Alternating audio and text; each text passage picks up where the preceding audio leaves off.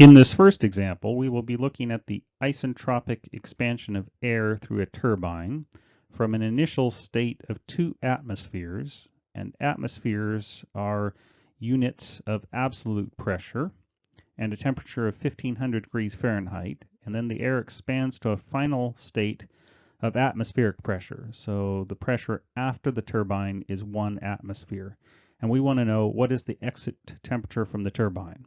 So we're going to start with a couple of assumptions. We are going to assume that air is an ideal gas and also assume constant specific heats. And because of these two assumptions, we can use this relationship given to us in equation 743.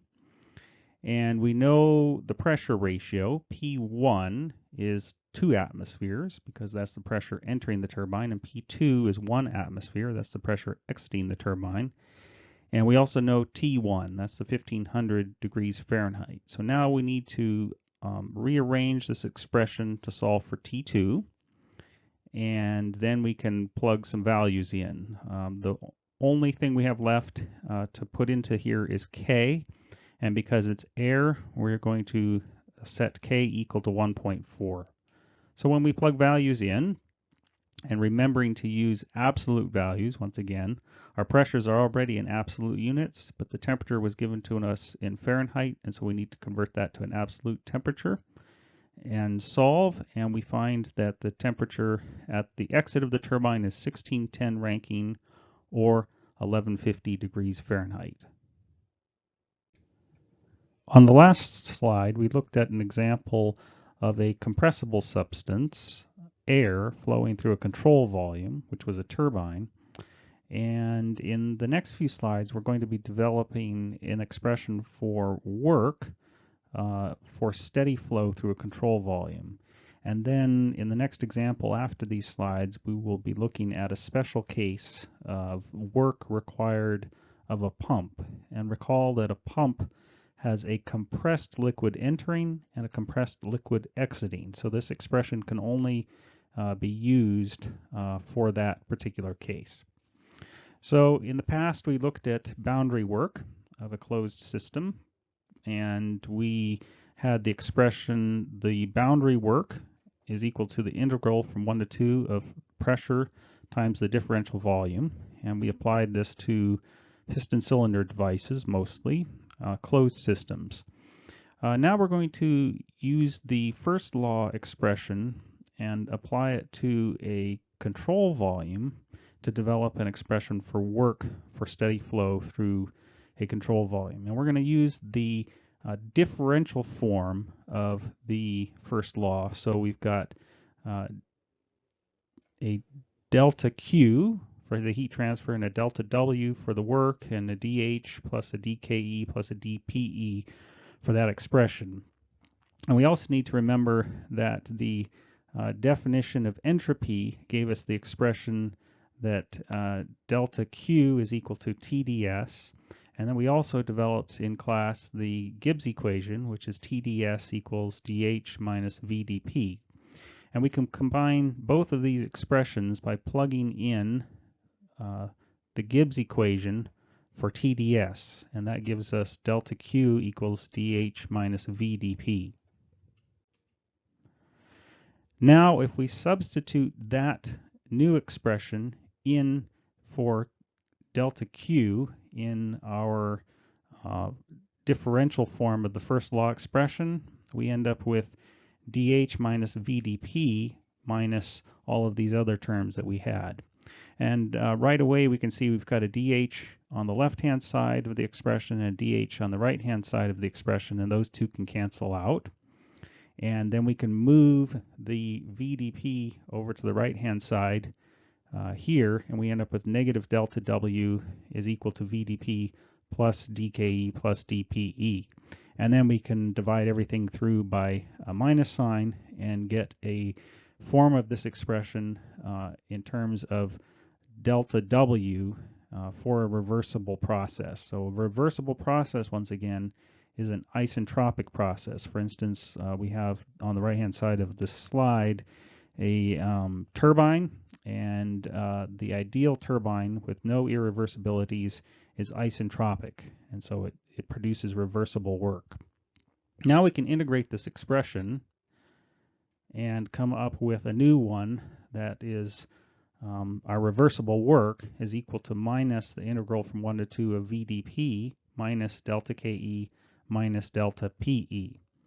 And in many cases, we're going to neglect the kinetic energy and the potential energy changes.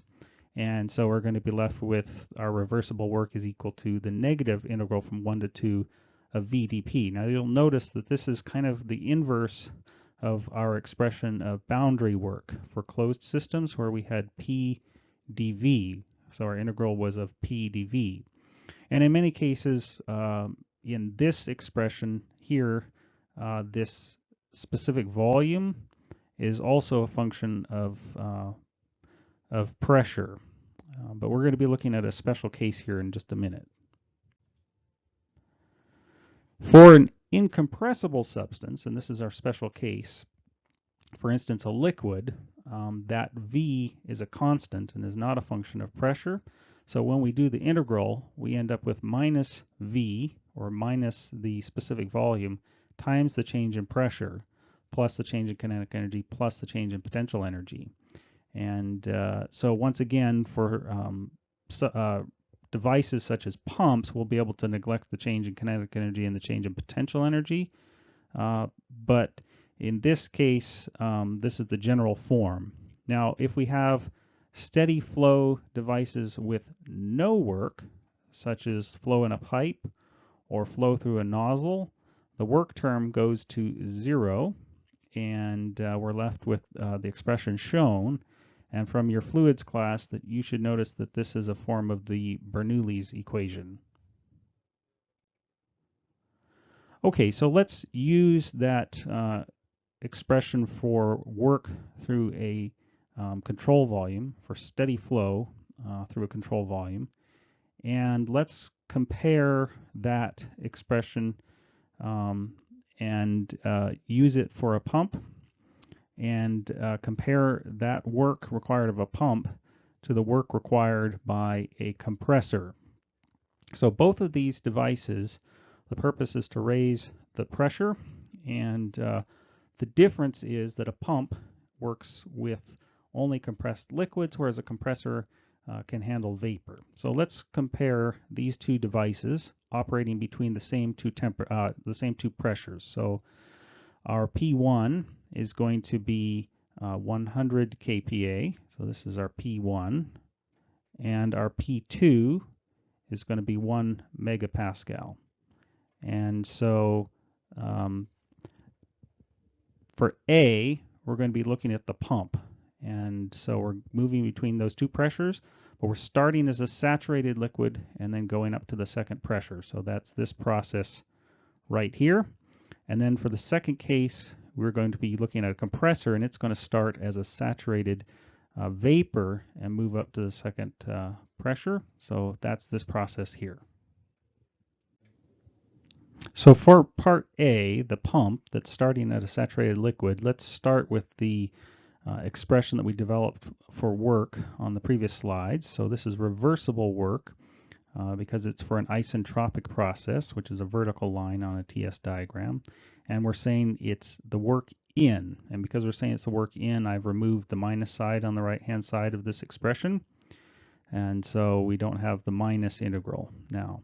And because it is a compressed liquid coming in to the pump and going out, we can treat the specific volume as a constant and find V1 and use that for the process, and then times the change in pressure. So we can find the specific volume in table A5 for saturated liquid water at a pressure of 100 kPa and plug that into our expression. So that's 0.001043 cubic meters per kilogram multiplied by the change in pressure.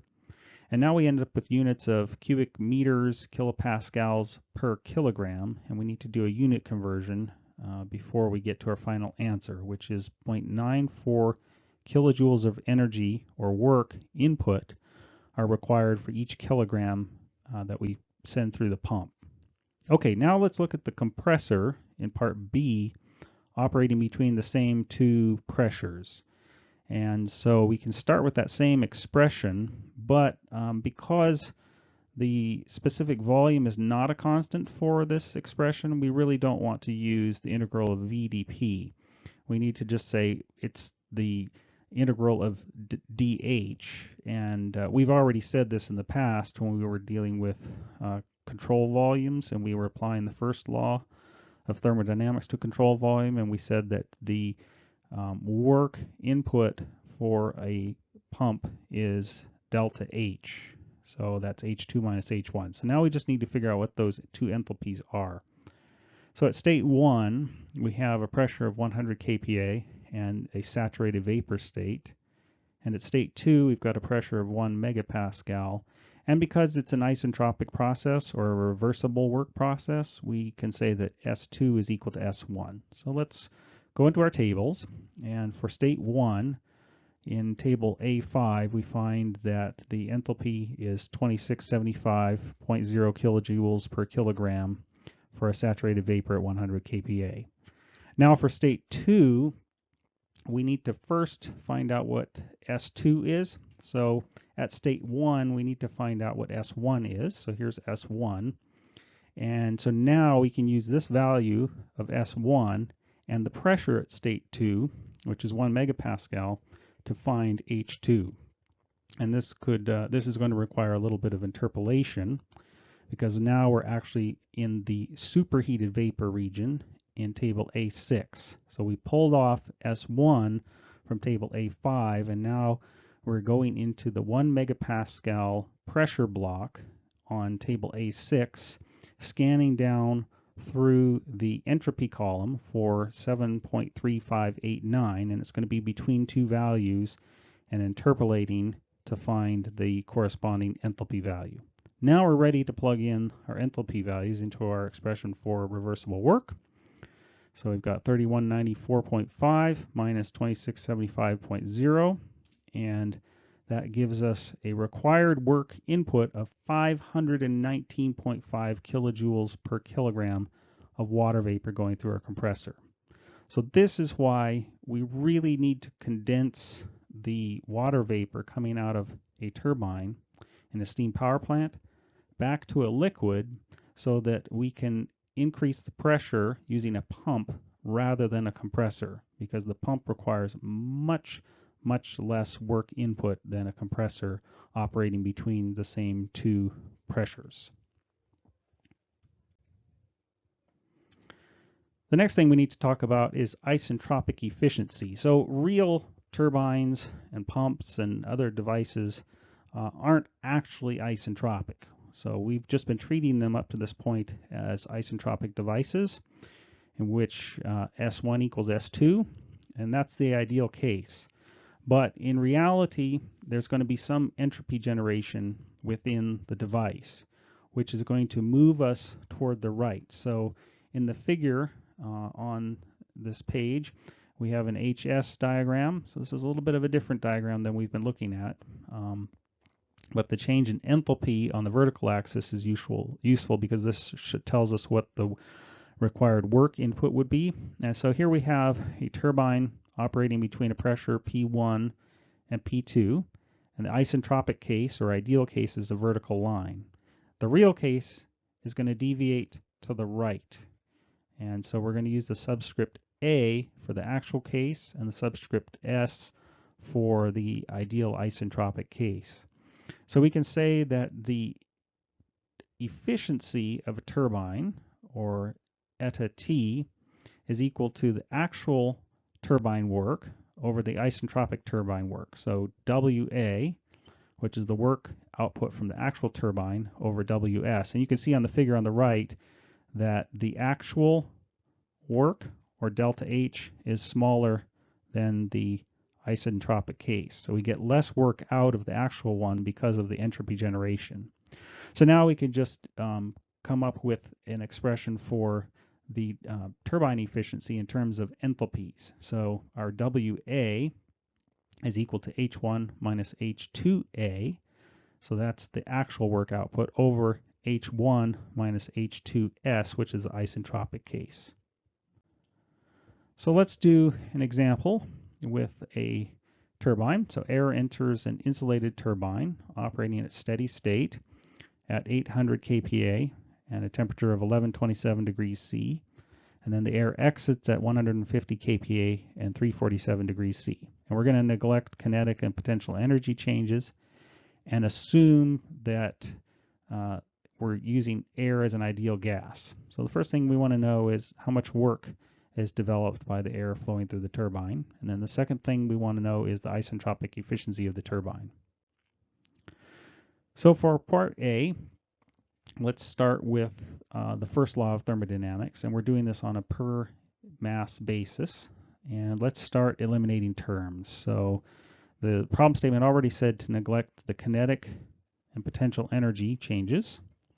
And we're also going to assume that it is adiabatic and that there's no heat loss. And so we're left with minus W is equal to H2 minus H1. And I'm going to move the minus sign to the right-hand side. So now we've got H1 minus H2. So to find the work, we just need to determine H1 and H2. So let's fix our states. At state 1, we had the temperature given to us, and state 2, we have the temperature given to us. And because the substance is air, which is an ideal gas, we can just go straight into our tables. And the table, I believe, is A17, and look up the enthalpy at the given temperature. So for T1, here's the enthalpy, 1515.42. And at T2, here's the enthalpy, 628.07 kilojoules per kilogram. We're ready to plug these values in to our expression for work, and we find that this turbine produces 887.35 kilojoules per kilogram of air flowing through it. Now let's look at part B and find the isentropic efficiency of the turbine, and we're going to do this in two different ways. The first way we're going to do it is with variable specific heats. And so here is our expression for the turbine efficiency. So we need to figure out what our H1 and H2A are and H2S for the bottom of the expression. And because we're assuming variable specific heats, we're going to use this relationship. The pressure relationship is equal to the relative pressure relationship. And we know the two pressures. It was 3100 kPa at the inlet, so that's P1, and 100 kPa at the outlet, so that's P2. And now we just need to rearrange this expression so that we can find PR2. And we can find PR1 at the temperature T1 from the tables and plug these values in. So PR1 at 1127 degrees C was 450.5 times our pressure ratio, and that gives us a PR2, relative pressure 2, of 14.53. Now we can go back into the same table A17 and do some interpolation to determine what our H2S would be. So that's 587.76 kilojoules per kilogram. And now we're ready to plug values in. We had H1 from the previous slide, and we had H2A from the previous slide. We only needed H2S. We plug in these values, and we find a turbine efficiency of 96%. Now we're going to do part B again using constant specific heats. And so here's our expression of turbine efficiency. And assuming constant specific heats, we can use the C sub P delta T substitution for our delta H. And because we have a C sub P on the top and a C sub P on the bottom, these two values cancel out. And we're left with just the temperature differences. So let's figure out what those temperatures are. So because we have constant specific heats, we can use this expression. The ratio of the temperatures for an isentropic process is equal to the ratio of the pressures raised to the K minus 1 over K. And we're going to rearrange this for T2 because that's what we need to find. And this is actually going to be T2S is what we're actually finding. We already have T1, which is 1127 degrees C, and T2A is the 347 degrees C, so this is T2S that we're trying to find. And don't forget to use both absolute temperature and pressure values. And because the substance is air, we're using 1.4 for K. And we find that then T2S is 525 Kelvin or 252 degrees C. And I converted it to degrees Celsius because the other temperatures are given to us in Celsius, and that will make this a little bit easier because we're dealing with temperature differentials. It doesn't matter whether we're using degrees Celsius or absolute temperatures. And we come up with actually quite a different efficiency, or 89% using constant specific heats. So some people consider constant specific heats to be a quick and dirty way to get to an answer, but as you can see, it deviates quite a bit from the real solution. Now, there are also isentropic efficiencies that can be found for compressors and pumps. And in this case, this is another isentropic device if it's treated as a reversible device, no irreversibilities. So vertical line on a TS diagram. And in this case, we have an HS diagram on the figure. So the ideal case would be that we put work in to the device and it raises the pressure. And so the ideal case would be moving from state 1 up to state 2S. So that's our isentropic case. And as you can see, that uses less work than if we are going up to the actual case, which is 2A, which again has deviated to the right. So for the actual cases, we always deviate to the right on an HS or a TS diagram from the ideal isentropic process. So for a compressor, again, it's the isentropic compressor work, in this case, over the actual compressor work is our efficiency. And so for the compressor, that's H2S minus H1 over H2A minus H1. So again, here is our ideal work input, and here is our actual work input that's much larger. So you want the smaller over the larger to find the efficiency. And in the special case of a pump, we can substitute in V delta P for the isentropic or reversible work input.